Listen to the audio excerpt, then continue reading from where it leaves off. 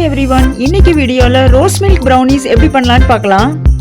நான் இந்த கேக்கு ஸ்பெஷலா வேலண்டைன்ஸ் டேக்காக பண்ணியிருக்கேன். இந்த கேக்கு ரொம்ப டேஸ்டியா ஸ்பாஞ்சியாவும் இருந்தது. எப்படி சுலபமா வீட்லயே பண்ணலாம்னு பார்க்கலாம். இதுக்கு தேவையான பொருட்கள் மைதா மாவு, ஒயிட் சாக்லேட், பட்டர், பொடிச்ச சர்க்கரை, rose milk essence, vanilla essence, கூடவே 2 முட்டை.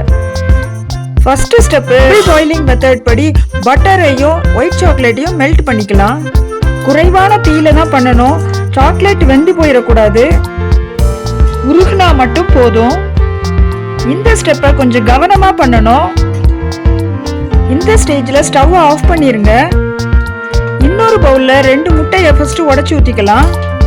அது கூடவே பொடிச்ச சர்க்கரை, rose milk essence, vanilla essence இது எல்லாம் சேர்த்து ஒரு 2 நிமிஷம் பீட்டர் வச்சு அடிச்சுக்கலாம். பீட்டர் ஸ்லோ ஸ்பீட்ல தான் இருக்கணும். 2 நிமிஷத்துக்கு மேல அடிக்க வேண்டாம். பீட்டர் இல்லைன்னா வயர் விஸ்காலையும் நம்ம கையால அடிச்சு எடுத்துக்கலாம்.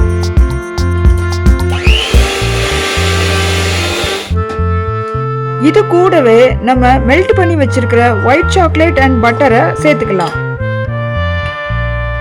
இந்த கலவையோட மைதா மாவை கொஞ்சம் கொஞ்சமா சேர்த்து நம்ம ஸ்பூனை வச்சு கலந்து எடுத்துக்கலாம். இதுக்கப்புறமா பீட்டர் யூஸ் பண்ணக்கூடாது. கொஞ்சம் கொஞ்சம் மாவா சேர்த்து கரண்டியாலே கலந்து விடணும்.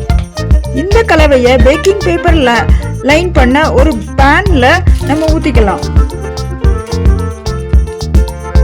அடுத்து ஒரு 10 நிமிஷம் ப்ரீஹீட் பண்ண ஒரு அவன்ல 175 டிகிரி செல்சியஸ்ல 20 இருந்து 25 நிமிஷம் பேக் பண்ணி எடுத்துக்கிறேன்.